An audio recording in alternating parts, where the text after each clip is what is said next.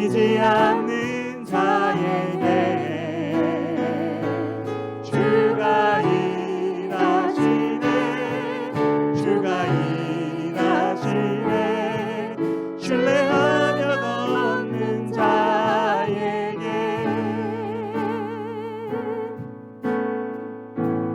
안개가 날 가리워 내 믿음 흔들리려 할 때 나 주님께 나아가네. 주님은 산 같아서, 주님은 산 같아서 여전히 그 자리에 계셔. 눈을 들며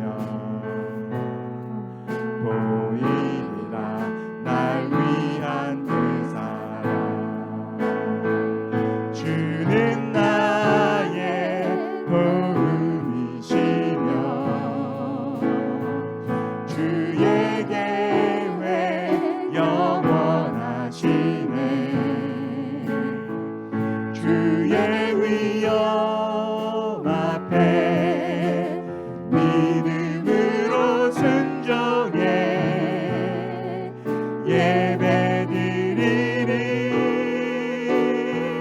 주님께서 날 이끄시며 주가 항상 함께 하시네.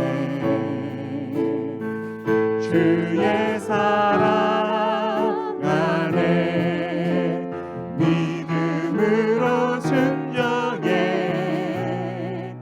예배드리리. 영원히 한 번 더 고백한다. 안개가 날 가리워, 안개가 날 가리워 내 믿음 흔들리려 할 때 나 주님께 나아가네. 주님은 산 같아서 여전히 그 자리에 계셔. 눈을 들며 보이리라 날 위한 그 사랑. 주는 나의 도움이시며 주의 계획 영원하시네.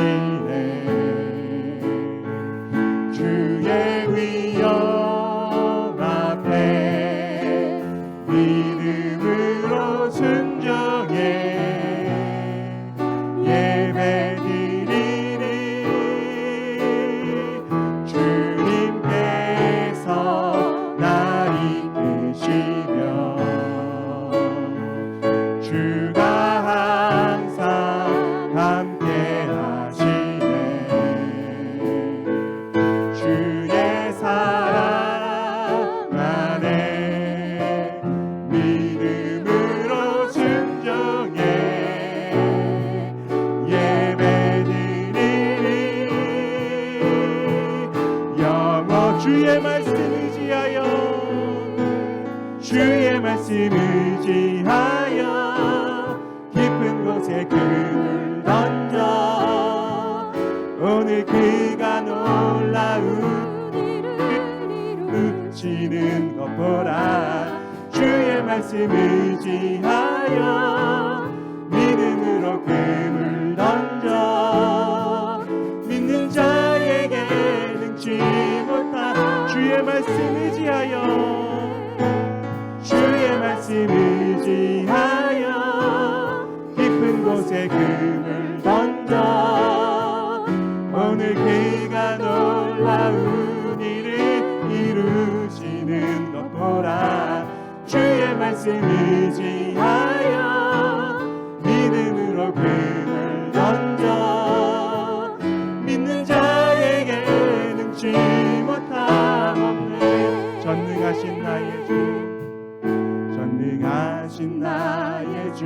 하나님은 능치 못하실 일 전혀 없네. 우리의 모든 간구도 우리의 모든 생각도 우리의 모든 꿈과 모든 소망도 신실하신 나의 주 하나님은 우리의 모든 괴로움 바꿀 수 있네. 불가능한 일 행하시고 죽은 자를 일으키시니 우리를 이길 자 아무도 없네. 주의 말씀 의지하여 주의 말씀 의지하여 깊은 곳에 금을 던져 오늘 그가 놀라운 일을 이루시는 것 보라. 주의 말씀 의지하여 믿음으로 금을 던져 믿는 자에게 능치 못함 없네.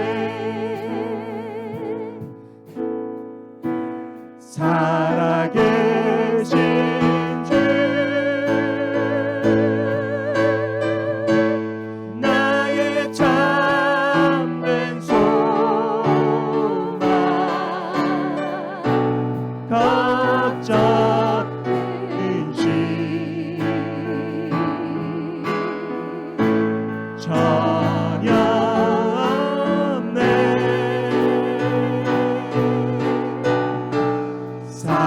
사랑의 주님의 발길은 높아리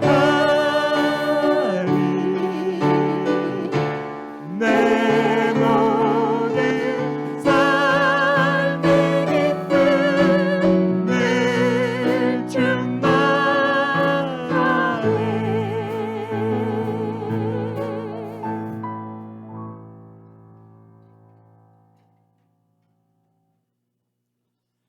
아멘. 우리 삼위 하나님께서 우리 자녀들 예배 가운데 함께 하시기를 주님의 이름으로 축복드립니다. 우리 다 함께 일어나셔서 우리 보좌 앞에 모였네. 우리 함께 찬송드리겠습니다.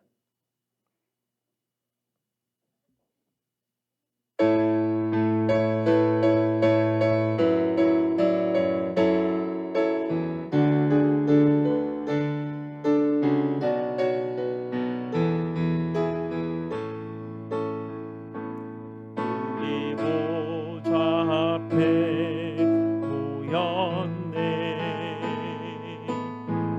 함께 주를 찬양하며 하나님의 사랑 그 아들 주셨네. 그의 피로 우린 구원받았네. 십자가에서 쏟으신 그 사랑 강같이 온 땅에 흘러 각 나라와 족속 백성 방문해서 구원받고 주 경배드리네.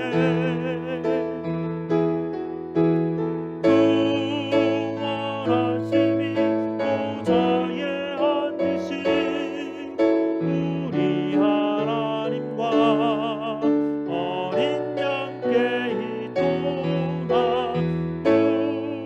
구원하심이 보좌에 앉으신 우리 하나님과 어린 양께 있도다. 아멘. 우리 하나님의 이름을 부르며 예배로 나아가겠습니다. 우리의 도움은 천지를 지으신 여호와의 이름에 있도다. 아멘. 다 함께 역대상 16장 10절 11절 말씀 함께 읽도록 하겠습니다. 그의 성호를 자랑하라. 여호와를 구하는 자마다 마음이 즐거울지로다. 여호와와 그의 능력을 구할지어다. 항상 그의 얼굴을 찾을지어다. 아멘. 우리 하나님께서 여러분을 이렇게 축복하시며 환영하십니다. 하나님 우리 아버지와 주 예수 그리스도로부터 은혜와 평강이 있기를 원하노라. 아멘. 우리 다 함께 찬송 9장으로 하나님께 영광 돌리겠습니다.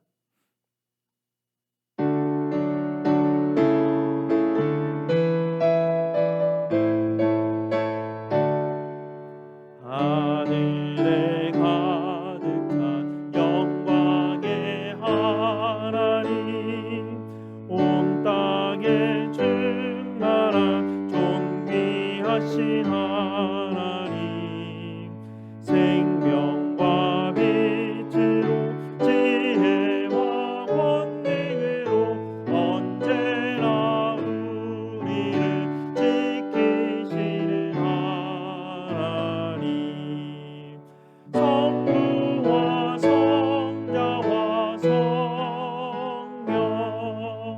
삼위의 하나님, 우리 예배를 받아주시옵소서. 사랑이 넘치는 자비하신 하나님, 은혜가 풍성한 구원의 하나님, 참회의 심령에 평안을 주시옵고 죄악과 허물을 용서하여 주소서. 찬송과 영광과 생명 구원의 하나님, 우리 예배를 받아주시옵소서. 연약한 심령을 굳게 세워주시고 우둔한 마음을 지혜롭게 하시고 주의 뜻 받들어 참되게 살아가며 주 말씀 따라서 용감하게 하소서. 권능과 지혜와 사랑 은혜의 하나님, 우리 예배를 받아주시옵소서. 주 앞에 나올 때 우리 마음 기쁘고 그 말씀 힘되어 새 희망이 솟는다. 고난도 슬픔도 이기게 하시옵고 영원에 잇대어 살아가게 하소서. 우리의 자랑과 기쁨 생명의 하나님, 우리 예배를 받아주시옵소서.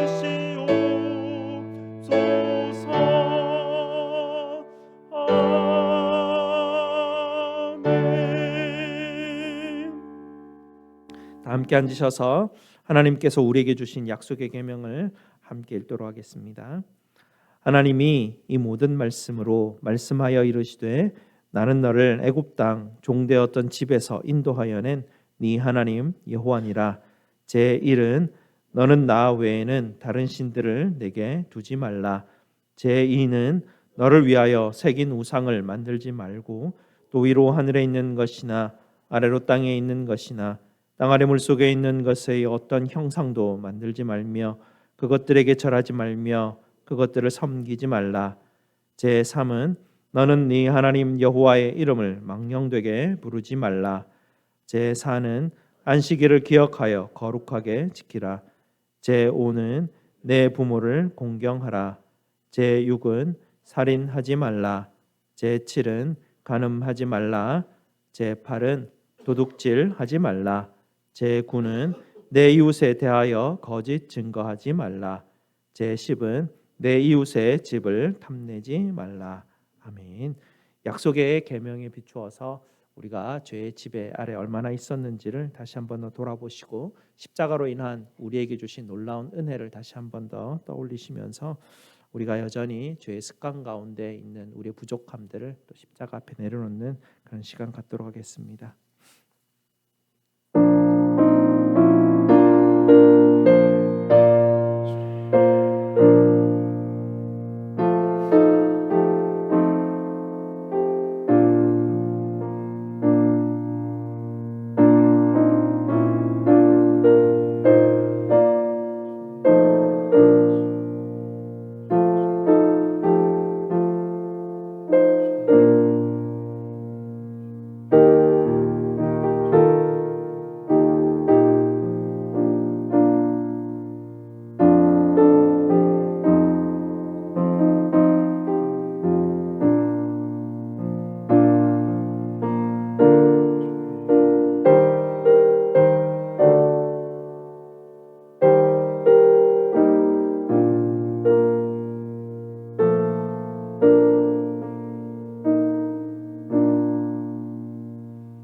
아버지 하나님 감사합니다. 저희에게 지혜의 근원 되신 우리 예수님 보내주셔서 참된 지혜와 길을 깨닫게 하여 주시니 감사를 드립니다. 2024년을 살아가면서도 우리의 지혜의 근원 되신 우리 주님의 십자가를 우리 마음판 깊이 새길 수 있도록 주님 도와주시고 우리의 죄됨과 우리의 비참함이 어떠한지를 깨달아 주님 주시는 생명의 양식에 목마르게 하여 주시고 상한 심령으로 하나님께 예배드리는 자가 될 수 있도록 주님 인도하여 주시옵소서. 오늘도 오직 십자가를 의지하여 아버지 앞에 나와왔습니다. 저희 모든 자랑과 우리가 이룬 것들과 우리 자존심들 다 내려놓고 아버지 앞에 십자가 앞에 나와 엎드립니다. 우리 주님의 십자가만이 우리 삶의 근거가 될 수 있도록 우리를 다시 한번 세워 일으켜 주시옵소서. 우리 구주 예수 그리스도 이름으로 기도드리옵나이다. 아멘. 우리 구주 예수님께서 여러분에게 시편 34편 22절 말씀으로 복음의 확신을 주십니다. 여호와께서 그의 종들의 영혼을 속량하시나니 그에게 피하는 자는 다 벌을 받지 아니하리로다. 아멘. 이 말씀을 의지하시고 기쁨으로 계속해서 예배 드리시기 바랍니다. 최종수 장로님 예배 위에서 기도해 주시겠습니다. 찬양을 받으시기에 합당하신 하나님 아버지, 새해를 맞이해 한 주간을 하나님 아버지 은혜 가운데서 살 수 있도록 인도하심을 감사합니다. 하나님의 백성들을 지키시되 눈동자처럼 지키시고 졸지도 주무시도 아니하며 주님의 품에 안아 주시다. 오늘도 주님의 전에 불러주시어서 하나님 앞에 예배드리게 하시니 참 감사합니다. 저희들을 전부터 구원하시기 위하여서 하나님의 자녀가 되게 하시고 하나님의 나라를 유업으로 받게 하시니 감사합니다. 주님의 구속하시고 속량하신 은혜에 감사함으로 드리는 예배를 통하여 주님 홀로 영광받아 주시옵소서. 우리들의 마땅히 살아가는 모든 날들을 주님의 날로 여기고 어느 곳에서 어떠한 일을 하든지 빛의 자녀다운 삶을 살아가야 하지만은 주님의 내게 맡기신 시간과 주님의 내게 맡기신 재능과 주님이 내게 맡기신 영역들을 내 것 신양 낭비하고 남용하고 이기적 욕심을 채우는 데 사용하였습니다. 우리의 어리석음을 용서하여 주시옵소서. 이 정한 날 주님의 전에 나와싸우니 진리의 말씀 앞에 우리의 신령과 골수가 쪼개지게 하시며 성령에 붙잡힌 바 되게 하여 주시옵소서. 그 능력으로 또한 주간을 살 수 있는 은혜의 시간이 되게 하시며 한 해의 계획 세우며 하나를 향하여 출발하였습니다. 험한 인생의 바다에서 우리가 믿고 의지하는 한 분이오니 주께서 친히 이 배의 키를 잡으시고 바다의 물을 잠잠케 하여 주시며 그 능력으로 우리를 지키시기를 원합니다. 어디로 가야 할지를 몰라 절망하지 않게 하시고 영원한 안식에 닷을 내릴 수 있는 그 항구의 종소리를 똑똑히 들을 수 있는 믿음을 우리에게 허락하여 주시기를 원합니다. 우리가 살아갈 수 있는 한 해 동안에 거친 풍랑이 있겠고 거대한 암초가 만날 될 것입니다.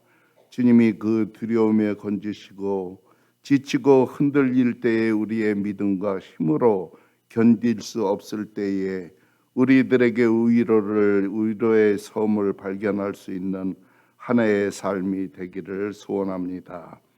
우리의 다름박질이 헛되지 아니하고 수고도 헛되지 아니하고 그리스도의 날에 자랑할 것이 우리의 믿음이요 우리의 삶의 행동인 줄로 믿습니다. 우리 하나님께서 우리의 삶을 우리 하나님이 보시기에 아름다운 많은 사람들에게 그리스도의 향기를 드러낼 수 있는 복된 삶을 살아가게 하여 주시옵소서. 저희 기회를 배운케 하여 주시옵소서. 이 일을 위하여 새로운 직분을 나누어 받았습니다. 충성을 다하게 하시고 주께 영광 돌리는 한 해가 되게 하여 주시옵소서. 저희 교회의 성도를 축복하여 주시옵소서. 물질의 복도 열어 주시옵소서.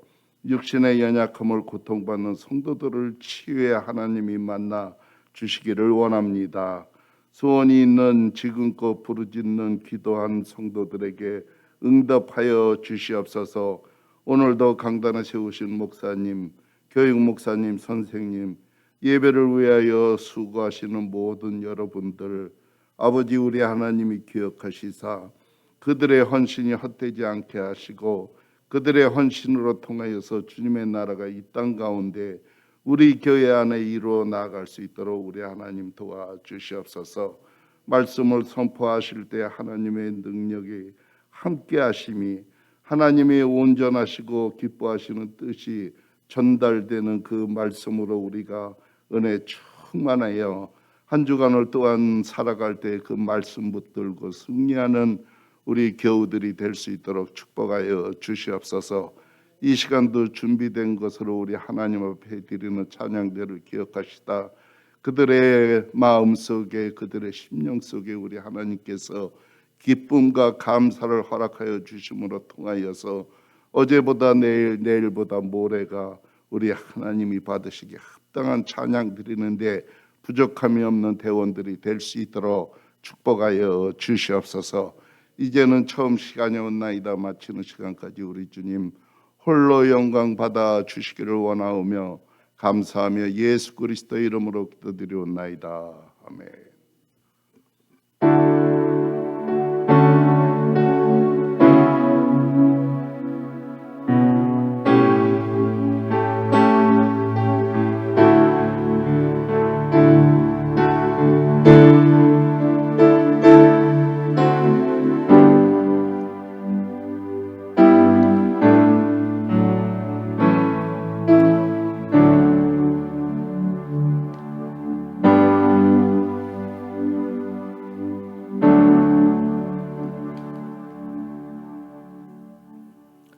지금은 엘리야 때처럼이라는 제목으로 샤론 찬양대에서 영상으로 하나님께 찬양드리겠습니다.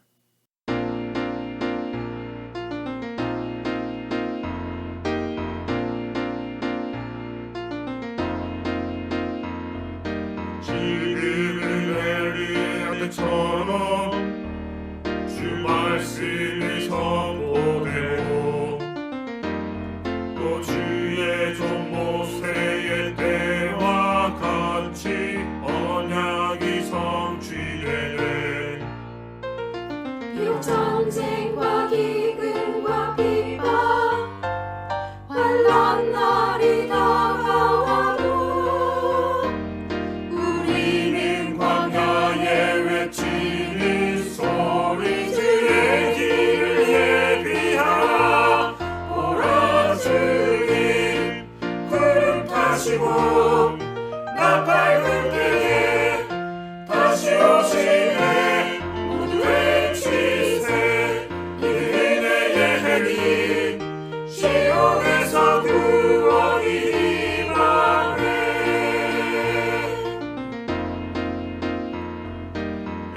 지게 한 상처럼 마른 뼈가 살아나며 또 주의 종 다윗의 때와 같이 예배가 회복되네.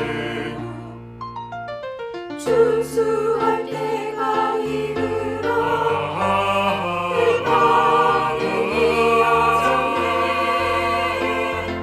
우리는 주수하는 분 되어 주 말씀을 선포하리.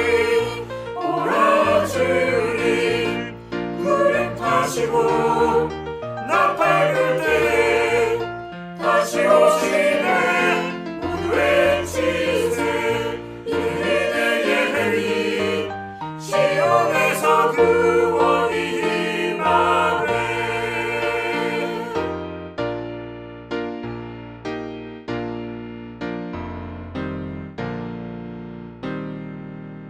주님 같은 은은 없네. 주님 같은 은은 없네. 주님 같은 은은 없네. 주님 같은 은은 없네. 주님 같은 은은 없네. 주님 같은 은은 없네. 주님 같은 은은 없네. 주님 같은 은은 없네. 주님 같은 은은 없네. 주님 같은 은은 없네. 주님 같은 은은 없네. 주님 같은 은은 없네. 주님 같은 은은 없네. 주님 같은 은은 없네. 구원이 임하네. 오라 주님 주님 같은 은은 없네. 주님 같은 은은 없네. 주님 같은 은은 없네. 주님 같은 은은 없네. 주님 같은 은은 없네. 주님 같은 은은 없네. 구원이 임하네. 오라 주님 구름 타시고 나팔 불 때 다시 오시네. 외치세 이르네의 행위 시온에서 구원이 임하네. 오라 주님 구름 타시고 나팔 불 때 다시 오시네. 외치세 이르네의 행위 시온에서 구원이 임하네. 외치세 이르네의 행위 시온에서 구원이 임하네.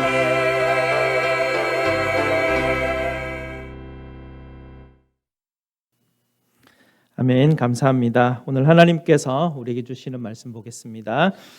하나님 말씀 에스라 1장 1절에서 4절까지 말씀입니다. 제가 가진 구약 성경 711페이지입니다. 구약 성경 711페이지 정도의 에스라서 1장 1절에서 4절까지 말씀입니다.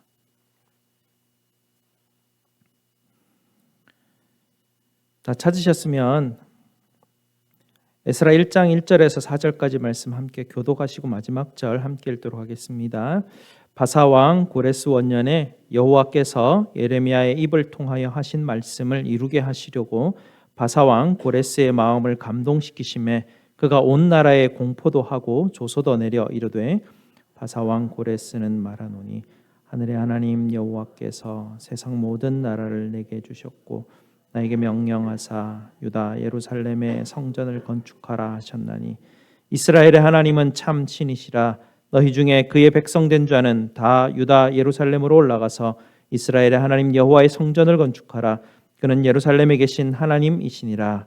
그 남아있는 백성이 어느 곳에 머물러 살든지 그곳 사람들이 마땅히 은과 금과 그 밖의 물건과 짐승으로 도와주고 그 외에도 예루살렘에 세울 하나님의 성전을 위하여 예물을 기쁘게 드릴지니라 하였. 아멘. 말씀 위에서 함께 기도하시겠습니다. 아버지 하나님 감사합니다. 오늘도 주의 말씀 앞에 섭니다. 하나님 주님의 말씀이 우리 심령 가운데 우리 삶 가운데 근간이라 반석이라 말씀하셨사오니 이것이 무엇인지 하나님 우리 성도들이 정말 깨닫게 하여 주시고 이 근간이 세워지지 않으면 우리의 삶 전체가 흔들린다라는 위기 속에 늘 하나님 주의하여 말씀 들을 수 있도록 주님, 우리 성도들의 심령을 주님께서 다잡아 주시옵소서. 하나님 말씀 듣는 시간을 놓치지 않게 하시고 하나님 정말 이 시간 귀히 여기며 우리 마음판을 새기는 데 열심을 다하는 우리 성도들이 될 수 있도록 주님 도와 주시옵소서. 예수 그리스도 이름으로 기도드리옵나이다. 아멘. 2024년이 벌써 보름이 지났습니다. 1월 달이 반이 지나가더라고요. 어떻게 지난 주간에 성경 읽기 한번 도전해 보셨습니까? 그게 뭐더라 그러시면 정말 안 됩니다. 지난 주간에 여호와를 경외하는 것이 우리가 삶을 살아가는 데 필요한 지식의 근본이고 근간이고 시작이라고 말씀드렸습니다. 지난주 말씀을 요약해 드리면 첫 번째로 하나님을 경외하는 것에 대해서 말씀드렸는데요. 하나님을 경외한다는 것은 하나님 두려워하라는 말이 아니었죠. 다윗을 예로 말씀드렸는데 하나님을 경외하는 다윗은 정말 하나님의 말씀을 즐거워하는 사람이었습니다. 말씀을 굉장히 꿀과 같다 여기는 사람이었죠. 두 번째로는 이 다윗은 그 말씀을 즐거워할 뿐만 아니라 말씀을 순종하는 데 있어서 열정적이었습니다. 세 번째는 다윗은 하나님의 인자하심을 철저히 신뢰했던 사람입니다. 이런 사람을 하나님을 경외하는 사람이라고 말씀을 드렸죠. 이렇게 다윗과 같이 하나님을 경외하는 사람이 되려면 매일매일 하나님의 말씀을 묵상하고 기도하고 예배하는 데 힘써야 된다. 지난주 그렇게 말씀을 드렸습니다. 물론 우리의 삶이 어렵고 쉽지가 않습니다. 해야 될 것도 많고 육신도 자꾸 여기저기 아프고 예전 같지 않고 사람들과의 관계도 쉽지 않고 또 상황들을 봤을 때 불안함이 밀려오고 또 마음도 괜히 씁쓸하고 이런 분주함과 힘든 가운데 말씀 읽고 기도하는 것 말처럼 그렇게 참 쉽지 않은 것 다 압니다. 그러나 이 말씀을 우리의 삶의 근간으로 바로 세우지 않으면 우리의 삶은 계속해서 다람쥐 쳇바퀴 돌 수밖에 없다라는 것을 말씀은 우리에게 계속해서 경고도 하시고 격려도 하시고 강조하고 계시죠. 에스라서를 보게 되는데요. 이 에스라서는 무너진 이스라엘을 다시 일으켜 세우시는 하나님의 놀라운 이야기가 담겨 있는 책입니다. 앞으로 10주간 정도 에스라를 통하여서 하나님께서 이 이스라엘의 근간을 어떻게 새로 재건시키시는지 어떻게 다시 세우시는지 그 말씀을 우리가 들어보려고 합니다. 오늘 그 첫 시간으로 오늘 1장 말씀을 이제 보게 되는데요. 1절 말씀을 한번 보시기 바랍니다. 1절 보시게 되면 바사왕 고레스 원년이라는 역사의 한 중요한 시점이 나옵니다. 이 성경에는 이 외국 지명을 우리나라 발음으로 표현하면서 약간 혼동이 오게 되죠. 프랑스도 우리나라 말로는 불란서라고 그렇게 부릅니다. 이집트도 성경에 보면 애굽이라고 표현을 하죠. 근데 바사라고 하면 어느 나라를 지칭할까요? 네. 페르시아를 바사라고 그렇게 한자로 표현하면서 우리 성경에는 그렇게 번역하고 있습니다. 이 페르시아 제국의 황제 고레스 원년이라고 이렇게 시작을 이야기하죠. 이 한마디가 당시 세계에 대해서 아주 중요한 시점을 이야기하고 있는데요. 당시 바벨론이라는 거대한 제국이 무너지고 또 새로운 이 페르시아 제국이 새로 일어나는 그 시점이라는 이야기입니다. 거대한 제국이 무너지고 또 새로운 거대한 제국이 세워진다는 것은 당시 세계의 질서가 새롭게 재편됐다라는 이야기고요. 얼마나 큰 격동의 세월이었는가를 이 한마디를 통하여서 우리에게 들려주고 있습니다. 이 엄청난 격동의 시기에 이스라엘은 포로로 있었기에 그냥 같이 그 격동의 시기를 막 휘말려 있을 수밖에 없는 그런 세월들이었습니다. 이스라엘 백성들은 나라를 빼앗기고 바벨론으로 포로가 잡혀와서 지금 70년 동안 포로 생활을 하고 있는 가운데 있지 않습니까? 70년이라는 긴 시간을 보내면서 이스라엘 사람들 중에서는 자기들이 왜 이런 일을 당해야만 했는지 처음에는 막 불평하다가 점점점 이스라엘 사람들 중에 왜 우리가 이런 일을 당할 수밖에 없었는지를 성찰하게 되고 그 문제가 어디에 있었는지를 그들은 깨닫기 시작합니다. 하나님께서 그들에게 주셨던 그 말씀이 그들의 삶 가운데 근간이 되지 못하였을 때 우리의 삶이 이렇게 흔들릴 수밖에 없구나 그것을 깨닫게 된 것이죠. 하나님은 이 중요한 사실을 가르치시기 위해서 예레미야도 보내시고 이사야도 보내시고 계속 경고를 하셨지만 이스라엘 백성들은 하나님의 말씀하기를 정말 무시하듯이 그렇게 하나님의 말씀을 받습니다. 예레미야가 말을 전하는데 사람들이 다 손가락질하며 미쳤다고, 하나님의 말씀을 전하는데도 미쳤다고, 그렇게 하나님을 너무나 쉽게 무시하였던 사람들이죠. 하나님은 이런 역사의 이야기들을 통하여서 우리에게 교훈을 주시는데요. 하나님의 말씀을 무시하면 하나님과 이길 수 없는 게임에 들어갈 수밖에 없는 그 상황을 우리에게 이야기를 들려줍니다. 바로 이런 시기에 이 이스라엘 백성들이 하나님의 말씀을 묵상하고 있었습니다. 하나님의 말씀을 막 묵상하는데요. 하나님이 예레미야를 통하여서 주셨던 예언의 말씀이 그 부분을 읽기 시작했고요. 그 말씀을 읽다 보니까 이게 뭐지라는 생각들이 들기 시작하는 시점이었습니다. 예레미야 말씀에 보면 내가 70년이 지난 이후에 내가 너희를 다시 회복시키시리라 라는 그런 말씀이 나오거든요. 달력을 막 찾아봤겠죠. 다 돼간 것 같은데 달력을 찾아보니까 70년이 다 된 것입니다. 바로 그때쯤 바벨론 성 밖에 고레스의 거대한 군대가 진을 치기 시작하였을 것입니다. 고레스 왕의 명령을 받았던 다리우스가 이끄는 엄청난 대군이 바벨론 성 앞에 진을 치고 있었습니다. 이 이야기는 다니엘 5장에 나오는 이야기죠. 당시 바벨론 왕은 벨사살이었는데요. 이 벨사살이 이 다리우스의 군대를 보고 비웃었습니다. 이 바벨론 성을 누가 감히 점령할 수 있을까? 당시 바벨론 성은 정말 난공불락의 엄청난 그 튼튼한 성이었고 아무도 무너뜨릴 수 있는 성이 아니었습니다. 바벨론 성문을 굳게 닫고 벨사살 왕은 자기의 고관 대작들과 함께 잔치를 벌입니다. 예루살렘 성전에서 빼앗아온 거룩한 잔을 사용하여서 거기에다가 포도주를 붓고 서로 부어라 마셔라, 그런 잔치를 하면서 페르시아 군대가 절대로 이것을 침범할 수 없다라고 조롱하고 있는 중이었습니다. 그 잔치 중에 갑자기 한 손이 나타나서 벽에 글을 쓰고 있는데요. 메네메네 데겔 우바르신이라는 글자를 쫙 쓰기 시작합니다. 잔치를 즐기던 사람들이 갑자기 어떤 손이 나타나서 벽에다가 글씨를 쓰니까 갑자기 공포에 떨면서 비명을 지르고 소리를 지릅니다. 다니엘을 불러와서 그 글을 해석하게 만드는데 하나님께서 벨사살 당신의 왕국을 이제 끝나게 하셨다, 그렇게 해석을 합니다. 너는 더 이상 너의 나라를 저울에 달아보니 부족하였더라. 당신의 왕국은 페르시아에게 넘어질 것이다. 다니엘이 그렇게 해석합니다. 그 글자가 새겨진 그날 밤 바로 페르시아 군대는 바벨론 성을 무너뜨리고 맙니다.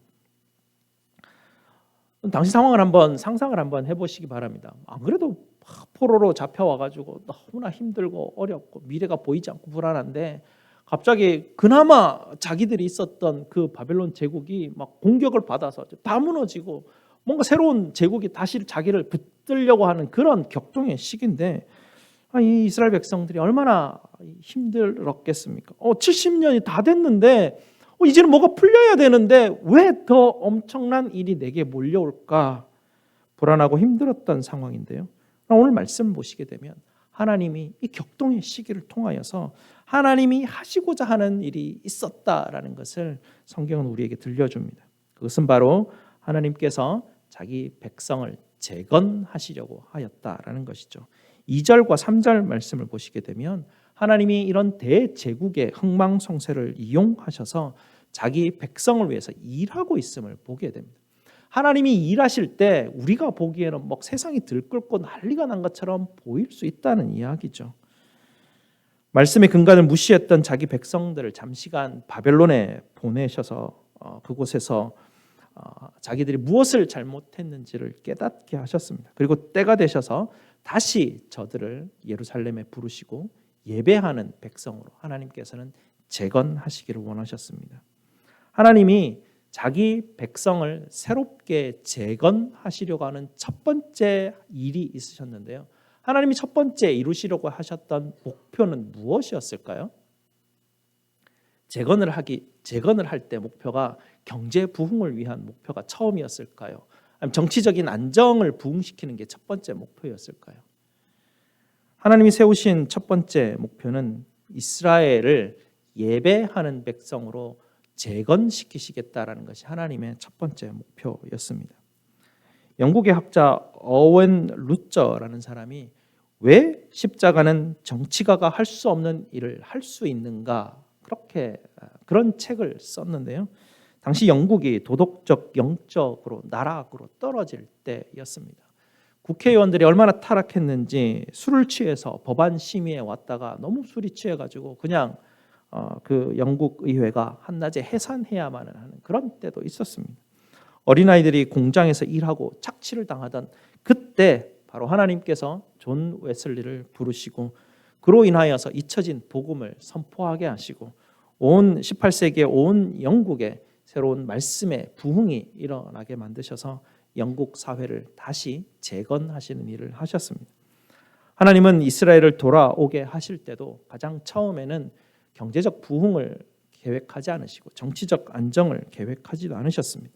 하나님은 그들에게 성전을 재건케 하시고 성경이 가르쳐준 대로의 예배를 하나님 앞에 드릴 수 있도록 모든 시간과 에너지를 집중하게 하셨습니다. 성경은 계속해서 이러한 사건들을 우리에게 반복해서 보여주고 계시죠. 하나님의 백성들이 하늘 왕의 말씀에 귀를 기울일 때 지상 왕국에 어떤 영향력을 미치게 되는가, 그 일들에 대해서 역사적인 사건을 통해서 하나님은 계속 우리에게 보여주고 계십니다. 오늘 본문을 보시게 되면 하나님께서는 세상의 힘을 통하여서 어떻게 일하시는지도 보여주시죠.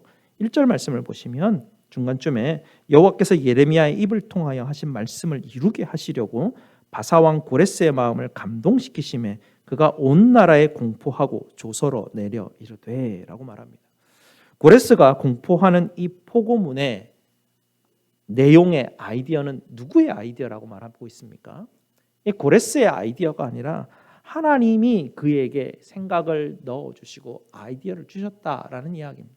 이 감동하셨다라는 이 히브리 단어는 깨우치게 하다, 눈을 뜨게 하다라는 그런 뜻입니다. 하나님이 그로 하여금 깨닫게 하시는 지혜를 주셨다라는 이야기입니다.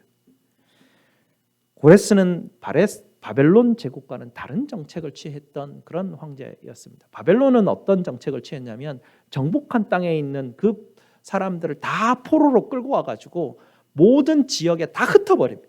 그래서 각자 지역에서 자기 세력을 구축하지 못하도록 다 흩어버리는 그런 정책을 썼다면 고레스는 자기 제국을 이루면서 각각 정복한 제국들의 모든 것들을 인정해주는 포용 정책을 쓰게 되었죠. 하나님이 고레스에게 주셨던 지혜 때문에 이렇게 되었다라는 것을 성경은 이야기해주고 있습니다. 하나님은 이렇게 세상의 힘을 사용하셔서 자기 백성들을 예배하는 사람으로 세우시려고 주님은 계획하시고 그 일을 지금 실행하고 계십니다. 2절에서 4절까지 보시게 되면 포고문의 내용이 나오는데요. 그 포고문의 내용을 보시게 되면 이 고레스가 마치 하나님의 종인 것 같이 하나님께서 시키셔서 이런 일들을 잘 이행하는 종과 같이 그려지게 되는데요. 그러나 사실은 보시게 되면 고레스는 하나님의 손에 쓰임을 받기는 하였지만 하나님께 예배하는 자는 아니었다라는 것을 여러 가지 성경의 정황을 보면 알 수가 있습니다. 3절 마지막에 보시게 되면 이런 표현이 나오죠.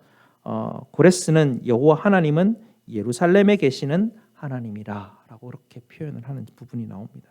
고레스는요, 모든 민족에게 각자 지역에 있는 자기 신들이 있다라는 것을 인정해 주는 사람이었습니다. 그래서 여호와 하나님은 예루살렘에 계시니까 너희는 예루살렘에 가서 거기서 종교적인 행위를 하고 거기서 신앙을 생활을 해라라고 그런 허용하는 장면이 나오는 것이죠. 고레스는 하나님이 온 세상을 다스리는 하나님인 줄 몰랐을 것입니다. 근데 사실은 이런 잘못은 고레스만 하는 것이 아니고요. 예수 믿는 우리도 아주 자주 범하는 그런 잘못들입니다. 우리 일주일에 한 번씩 교회 오지 않습니까? 그리고 여기 와서 예배를 드립니다. 그리고 여기 와서 성경을 피죠. 여기 와서 기도를 합니다. 우리는 하나님이 사실 그렇게 생각하고 있지는 않은 것 같은데 우리 실제 행동하는 것을 보면 하나님은 교회에 계시는구나. 교회 가서 예배드리고 교회 가서 성경책 펴고 교회 가서 기도를 하면서 그렇게 살아갑니다. 월요일부터 토요일까지는 내가 원하던 대로 살고 말씀 잊어버리고 기도도 잊어버리고 사는 것이죠. 다시 일요일이 되면 교회에 옵니다. 그것은 무의식 중에 우리 속에 하나님은 교회에 계시는 분이라고 생각하기 때문에 그렇습니다. 그렇지 않습니다. 하나님은 우리 집에도 계시고 사업장에도 계시고 직장에도 계시고 우리 아이들 학교에도 계시는 분이 우리 하나님이시죠. 우리 하나님은 여러분이 있는 모든 곳에 함께 계시는 분이 우리 하나님이십니다.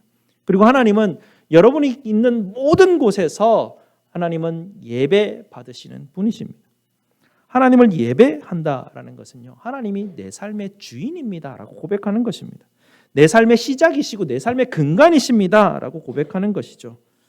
내가 판단하고 결정하고 생각하고 내가 사람들과 대화하고 내가 남편과 아내와 아이들과 또 주변에 있는 이웃들과 이렇게 삶을 살아가는 부대끼고 삶을 살아가는 모든 것에서 하나님이 주시는 지혜와 지식을 근간으로 하여서 내가 삶을 살아갑니다라고 고백할 때 내 삶이 하나님께 예배하는 삶이 되는 것입니다. 여러분의 하나님은 어디 계십니까? 주일날 교회만 계시지는 않습니까? 아니면 항상 여러분 마음 가운데 계십니까? 하나님이 정말 여러분 모든 삶 가운데 주인 되십니까? 하나님은 이 삶의 근간을 든든히 세워주시기를 간절히 원하시고 이를 위해서 애쓰시는 분이 하나님이십니다. 여러분의 마음의 삶의 터의 근간이 하나님의 말씀으로 든든하게 세우시기 위해서 여러분의 삶을 어떨 때는 쥐어 흔들기도 하고 막 포로로 잡혀가기도 하고 어떨 때는 막 병들기도 하고 오만 일들이 막 일어나게 되는 것이죠. 그러면서 하나님이 우리에게 뭘 깨닫기를 원합니까? 내게 문제가 4개 있는데 삶의 근간이 자꾸 흔들리는구나 라고 깨닫기를 원하시는 것이죠. 때가 돼서 하나님께서 약속을 주시면 그게 회복되게 되는 것이죠. 하나님은 말씀으로 여러분의 삶의 근간이 세워지기를 원하십니다. 여러분의 마음에 하나님의 말씀이 근본적으로 세워져 있지 않는데 여러분이 사업터를 세우려고 하든지 가정을 세우려고 하든지 자녀를 세우려고 하든지 다 모래 위에 세우는 것이라 분명히 하나님이 말씀하신 것을 우리는 다 알고 있습니다. 모르는 게 아니죠. 다 알고 있습니다. 그러나 하나님은 말씀을 통해서 자꾸 기억나게 하시죠. 내 마음에 내 인생의 삶의 근간이 어디에 있는지 자꾸 잊어버리니까 하나님은 우리에게 기억나게 하십니다. 두 번째는 오늘 본문을 통해서 하나님께서는 하나님의 신실하심은 우리의 이해에 달려있지 않다라는 것을 보여줍니다. 무슨 어려운 말인데 무슨 말이냐면요. 이 고레스라는 이름이 이 본문에 처음 등장하는 것이 아닙니다. 당시 이제 이 에스라서를 처음 접했던, 처음 읽었던 사람들 중에 성경을 좀 아는 사람이라면 에스라 1장 1절을 보면서 바사왕 고레스 원년에 하면서 고레스, 뭐라고? 고레스라고 아마 소리를 쳤을 것입니다. 왜냐하면 150년 전에 요 시대에 앞서서 150년 전에 이사야서를 통해서 하나님께서 주신 말씀이 있거든요. 이사야서 45장에 보면 하나님이 고레스라는 사람을 통해서 내가 너희를 구하시겠다라는 말씀이 나옵니다. 이 말씀을 알았던 사람은 이 고레스라는 이름을 보면서 이게 뭐지? 라는 생각을 할 수밖에 없었습니다. 그러나 150년 전에 처음 하나님이 이사야를 통해서 고레스라는 사람을 통해서 내가 너희를 구하겠다고 말할 때는 고레스요? 고레스가 누군데요? 하는 그게 무슨 말이에요? 라고 그렇게 아마 잘 이해를 못했을 겁니다. 그 말을 전하는 이사야조차도 아마 이해가 안 됐을 것입니다. 우리의 삶을 통해서 한번 여러분께서 한번 상상을 해보시기 바랍니다. 하나님께서 나에게 오셔서 나 너무 힘들지, 어렵지, 내가 70년 뒤에 내가 어떤 사람 보내서 내 문제를 다 해결해 줄게 이러시면 여러분 뭐라고 반응하시겠습니까? 주님 70년 뒤에 제가 살아있겠습니까? 우리는 1년도 버티지 못하죠. 하나님이 말씀하시고 그 말씀을 우리가 이해하든지 믿든지 믿지 못하든지 하나님은 신실하시게 말씀하시고 말씀을 이루시는 분이 하나님이시라는 이야기입니다. 하나님의 말씀을 우리가 더 많이 믿는다고 하나님이 우리에게 더 신실하시고 하나님의 말씀을 우리가 안 믿는다고 하나님이 우리에게 덜 신실하신 것이 아니라 우리의 이해와는 상관없이 하나님은 말씀하시고 말씀대로 행하시는 분, 신실하신 분이라는 것이죠. 그래서 우리는 어떨 때는 하나님의 말씀이 참 이해가 안 되는 때가 있습니다. 그리고 성격상 이해가 안 되면 움직이지 못하는 사람들이 있습니다. 성품상 저 같은 사람들인데요. 지혜자죠. 저의 선생님들이 계속해서 이야기하는 게 얘야. 물론 하나님께서 우리에게 지성을 주셔서 이해하고 움직이기도 하셨는데 가끔씩은 이해 안 되는 일이 있단다. 하나님은 시간을 초월하시는 분이기 때문에 우리가 이해 안 되는 지점이 있단다. 그러나 그 말씀을 순종하고 따라가다 보면 어느 순간인가 이해하는 지점이 생긴다라고 그렇게 이야기해 주십니다. 하나님의 말씀대로 하나씩 순종하다 보면 마지막에 조각이 다 맞춰져서 이해되는 그런 일이 있다는 이야기입니다. 어떨 때는 이해를 시켜서 끌고 가실 때도 있지만 어떨 때는 순종하다 보면 그림 조각이 다 맞춰져서 이거였구나라고 하는 때가 있다라는 이야기죠. 여러분의 미래가 다 보여지지 않을 것입니다. 하지만 매일매일 매주 하나님의 말씀이 우리에게 주어질 때 그걸 하나하나 순종해 나가다 보면 어느 순간인가 하나님이 내 인생 가운데 이걸 계획하셨구나라는 것을 깨달을 때가 있다는 이야기입니다. 하나님의 약속은 반드시 이루어지기 때문에 그렇습니다. 세 번째는 하나님께서는 역사 위에서 일하시는 하나님이십니다. 오늘 본문을 보셔도 아시죠? 하나님은 강력한 제국의 왕을 통하여서 하나님은 일하십니다. 하나님이 시계를 딱 보시면서 70년 딱 지났네. 이제 빨리 고레스 보내야 되겠다. 이렇게 하신 분이 아니라는 이야기입니다. 하나님이 일하실 때는 갑자기 일하지 않으십니다. 하나님은 고레스를 보내시기 이전부터 계속해서 움직이셨습니다. 벌써 70년 포로 생활이지 않습니까? 70년 포로 생활을 시작할 때부터 하나님은 한 사람을 부르셔서 이미 준비하고 계셨습니다. 그 사람이 다니엘입니다. 다니엘은 바벨론에서 수많은 왕들을 여러 왕들을 섬겼죠. 여러 왕들의 조언자가 되었습니다. 다니엘서를 보게 되면 그가 하나님을 섬기지 않는 사람이 아니었습니다. 이방 왕을 섬겼지만 계속해서 하나님의 지혜를 가지고 이방 왕들에게 조언을 주었던 사람들이고 결국에는 그 바벨론 왕들도 제 다니엘은 하나님이라는 분을 통해서 지혜를 주시는데 저 지혜를 듣고 뭔가를 행하면 뭐가 일이 잘 되더라라는 걸 잘 알았던 경험들을 누적을 시켜 놓았습니다. 그러고 난 다음에 제국이 바뀌고 다니엘이 너무 경력이 많고 지혜가 출중한 것을 고레스 왕도 발견하게 되니 이를 버리지 못하고 다시 그를 등용하여서 그를 총리로 사용하죠. 다니엘은 하나님의 지혜를 고레스에게 계속해서 얘기해 줄 수 있는 유일한 사람이었습니다. 하나님은 그렇게 준비를 하셔서 계속해서 이스라엘이 때가 되면 움직일 수 있도록 하나님께서는 계속 준비해 오셨죠.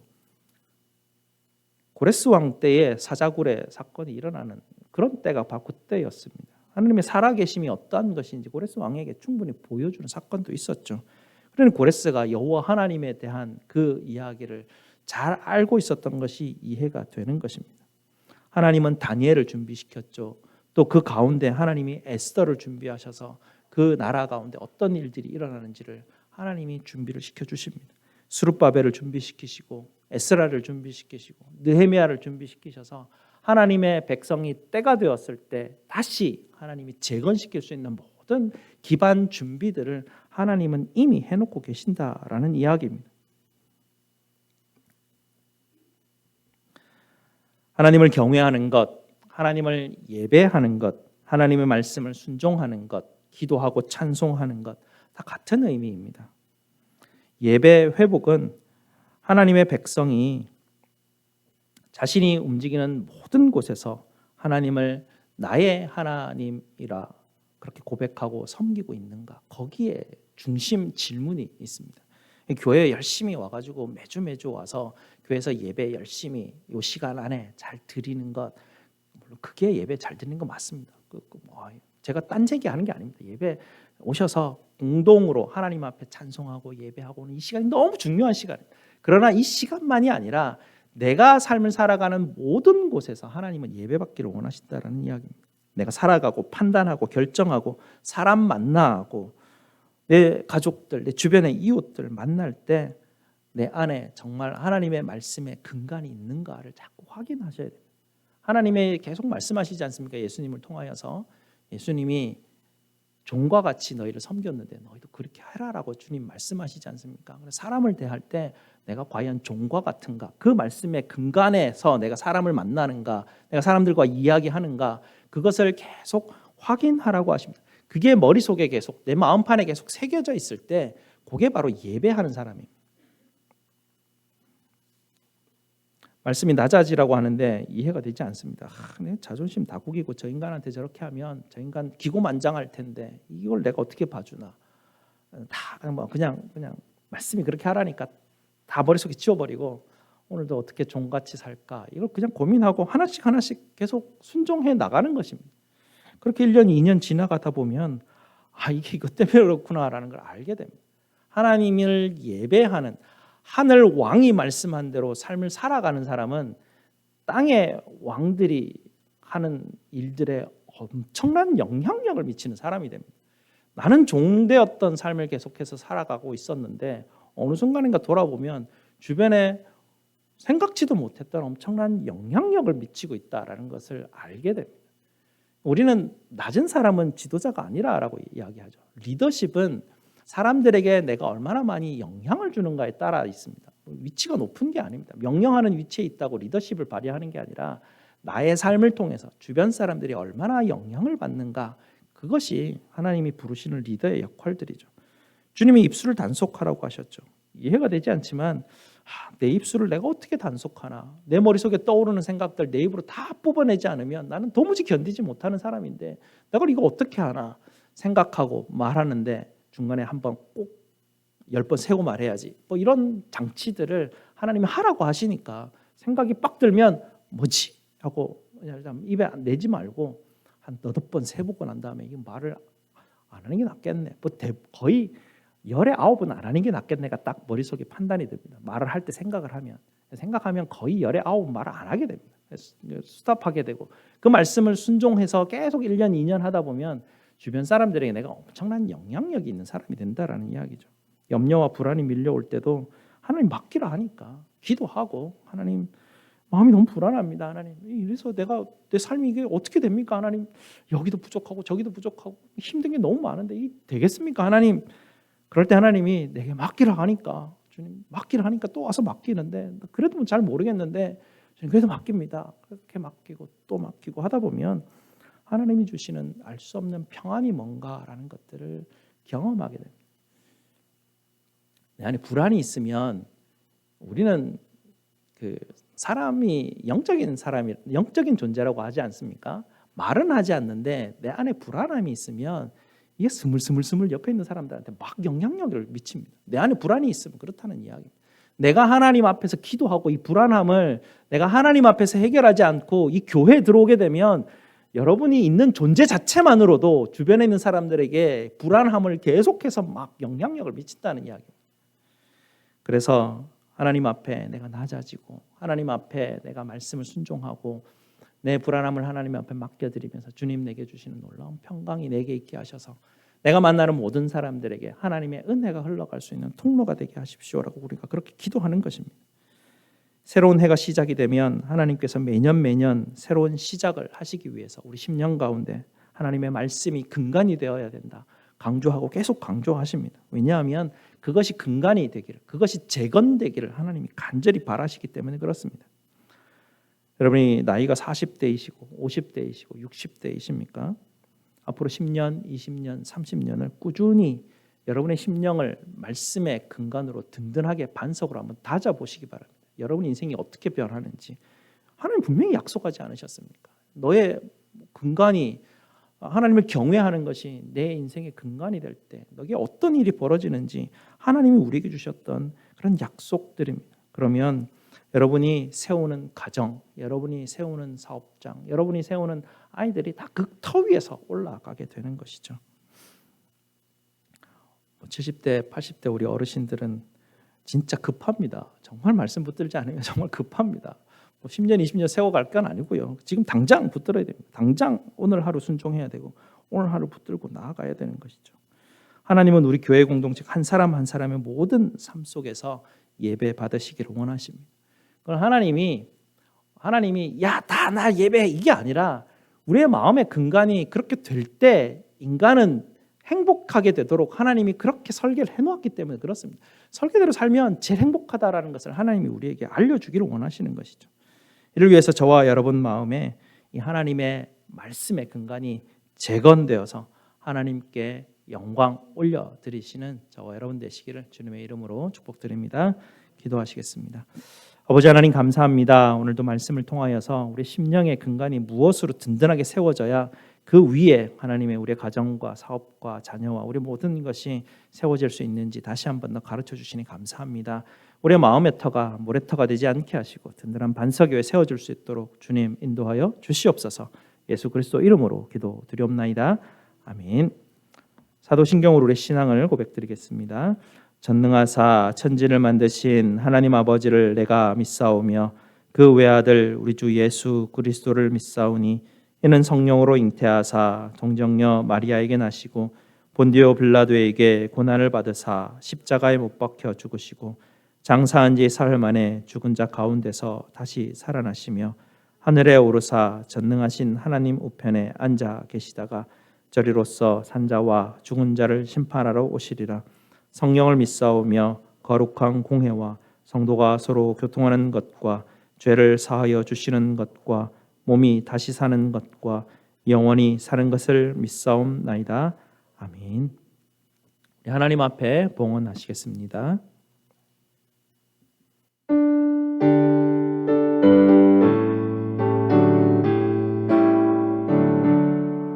오 하나님 우리의 창조주시니 내 주님께 귀한 것들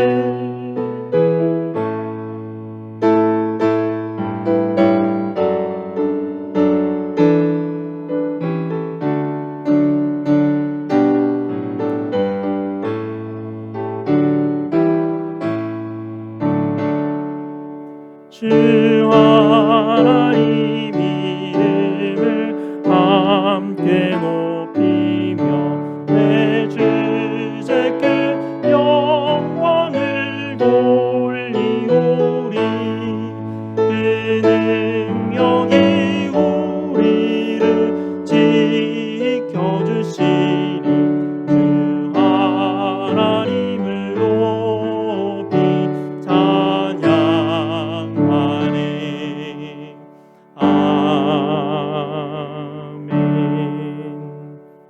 감사 제목 나누겠습니다. 한 주간 함께하여 주시니 감사를 드립니다. 범사에 감사합니다. 범사에 감사합니다. 한 주간 삶을 살 수 있도록 지키시고 인도하시는 은혜 감사드립니다. 각종 예물 하나님 앞에 드리셨습니다. 감사기도 드리도록 하겠습니다. 아버지 하나님 감사합니다. 새로운 한 해가 시작되었지만 여전히 우리에게 불어오는 한파들이 우리를 힘들게 하고 어렵게 합니다. 그럼에도 불구하고 오늘도 아버지 앞에 나와 감사함으로 예배드리게 하시고 저에게 주신 것으로 하나님 앞에 올려드리고 또 서로 섬길 수 있게 하시니 참으로 감사를 드립니다. 아버지 하나님, 우리 성도들 힘들고 어려운 순간 가운데 있더라도 주의 말씀이 우리를 바치고 있다는 것을 잊지 않게 하여 주시고 하나님의 놀라운 도우심의 손길들을 늘 바라면서 삶을 살아가는 우리 성도들 될 수 있도록 주님 도와주시옵소서. 오늘도 하나님 우리의 드림을 받아주시옵소서. 11조와 감사와 성교와 주의정 헌금과 각종 예물로 드리는 손길을 주님께서 받으시고 제 마음을 살펴주시옵소서. 한 해를 살아가는 동안 우리 마음의 근간을 새롭게 하라는 이 말씀 하나님 듣고 주님의 열심에 우리도 동참하고자 하오니 우리의 연약함을 주님 불쌍히 여겨주시고 주님의 영광을 위하여 우리 가운데 역사를 이루어 주시옵소서. 이 한 주간 가운데도 우리 성도들 주님의 평안과 은혜를 부어주시옵소서. 저희 모든 쓸 것을 채우시는 우리 구주 예수 그리스도 이름으로 기도드리옵나이다. 아멘. 우리 다 함께 일어나셔서 나의 안에 거하라 함께 찬송드리겠습니다.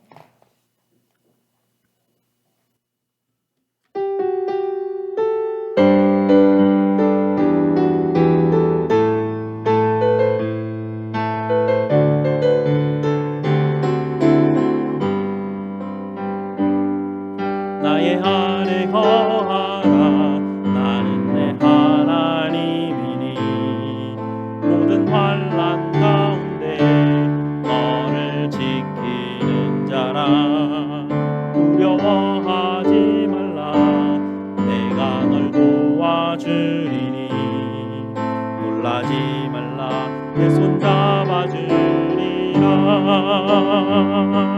내가 너를 지명하여 불렀나니 너는 내 것이라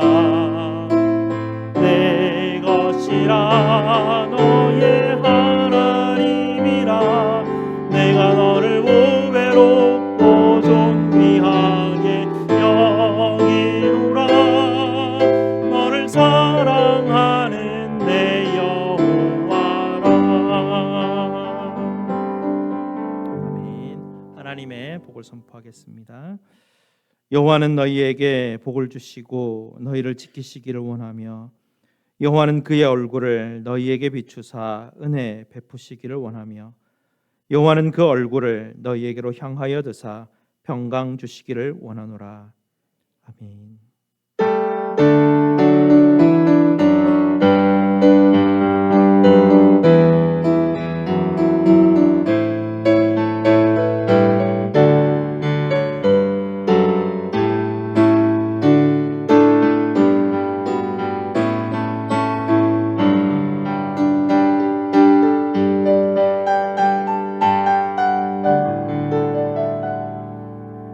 앉으시면 광고 말씀드리겠습니다. 맥체인 성경 읽기표 나누어 드렸는데요. 못 받으신 분들은 찾으시면 저기 뒤에 있으시니까 혹시 없으시면 저한테도 물으시기 바랍니다. 네.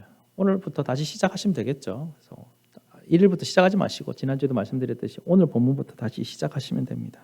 까먹으면 다음 주에 와서 또 주일날 하시면 일주일에 54주는 읽을 확률이 아주 높습니다. 자꾸 잔소리 하겠습니다. 그리고 주보 보시면 주보에 요 옆에 보시면 그 목회 칼럼이라는 데 보면 이제 하이델베르그 신앙 고백서가 나오거든요. 제가 한 4년 전 코로나 이전에 여러분들과 함께 오후 예배 때 공부를 한번 다 했었는데요. 그 본문을 이제 여기다가 실어 놓았었는데 여러분께서 주일날 오시면 그냥 한번 딱 앉으셔가지고 주보 딱 받으시면 이걸 한번 예배 시작하기 전에 한번 쭉 읽어보십시오. 여기를 다른 데 뭐 광고도 뭐 물론 보시지만 여기를 이렇게 쭉 보시면 한번 읽는 거로 공부가 됩니다. 지난주에도 있으니까 지난주 거도 보시고 쭉 일주일에 이거 하나만 읽으면 54주 공부가 됩니다. 그래서 와서 딱 여러분이 5분 10분만 내시면 예배 전에 여러분께서 성경 공부를 할 수 있거든요. 더 좋은 거는 여기에 보면 이렇게 성경 구절을 이렇게 참고 구절을 적어놨지 않습니까? 요거를 한번 다 찾아서 읽어보시면 100점. 그렇게 하시면 여러분께서 1년 동안 하이델베르크 전체를 한번 읽어보시게 됩니다. 하이델베르크가 우리 신앙의 그 근본의 어떤 부분들을 아주 잘 가르쳐주고 있는 그런 고백서이기 때문에 여러분 내가 어떤 신앙을 가지고 있는지, 내가 뭘 믿는지는 알고 있어야 될 거 아닙니까? 여기에 잘 기록이 되어 있습니다. 한번 찾아보시고요. 오늘 친교 후에 오늘 결산 준비, 네. 오늘 결산 한번 우리 재직회 모여서 2023년 결산하도록 하겠습니다. 친교시에 또 성교회 원래회 여러분께서 가져주시고요. 다음 주일에는 오늘 재직회 결산한 것을 가지고 공동위에서 결산을 다루도록 하겠습니다. 다음 주 친교 후에 재직 세미나를 갖도록 하겠습니다. 1년에 한 번 하는데요. 재직 세미나 1년에 한 번 하는 여기를 참석해야 내가 뭐 하는 사람인지를 압니다. 교회 와가지고 내가 뭐 할까 자꾸 혼돈스럽고 이게 내가 이거 해도 되나 안 되나 자꾸 혼란스러운데요. 참석하시면 압니다. 내가 뭐 하는 사람인지, 뭘 해야 되는지, 옆에 사람하고 일이 겹칠 때 이걸 어떻게 조율을 해야 되는지, 일의 순서는 어떻게 되는지, 일이 어떻게 의논이 되어가지고 어떻게 결정이 되는지, 디시전 메이커는 어떻게 되는지, 이런 부분들을 여러분께서 한번 참석하셔서 들으셔야 우리 교회가 전체적으로 이제 일하는데 우리 서로 도움이 됩니다. 커피 브레이크 모임이 금요일 10시에 있습니다. 관심 있는 분들 참석해 주시고요. 이번 주부터 사업체 신방 계획하고 있는데요. 제가 여러분에게 뭐 묻든지 여러분이 저에게 이야기해 주시든지 시간을 알려주시면 제가 여러분 신방 가도록 하겠습니다.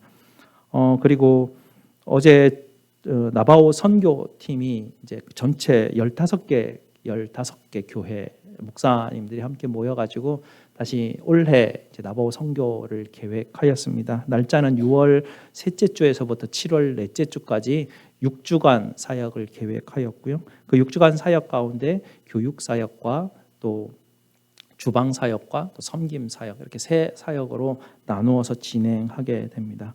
여러분께서 6월달, 7월달 어간에 나바오를 한번 저희가 참여하기를 원하고요. 12명을 전체 그 구성팀을 12명으로 제한을 합니다. 차를 빌려야 되는 게 12인승을 빌려야 돼가지고 한 대를 더 빌리면 비용이 너무 많이 늘어나서요. 12명이 적당할 것 같습니다. 뭐 하다 보면 더 많아지면 또 그때 해결하면 되니까 여러분께서 많이 지원해 주시기 바랍니다. 우리 다 함께 일어나셔서 함께 축복하겠습니다.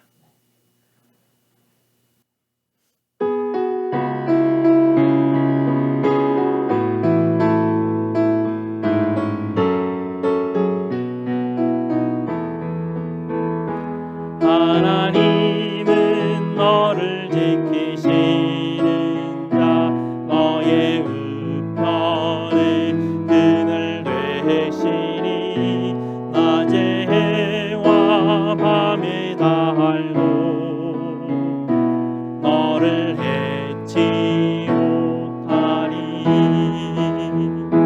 하나님은 너를 지키시는 자, 너의 환난을 면케하시니 그가 너를 지키시리라. 너의 주님을 지키시리라. 눈을 들어 산을 보아라.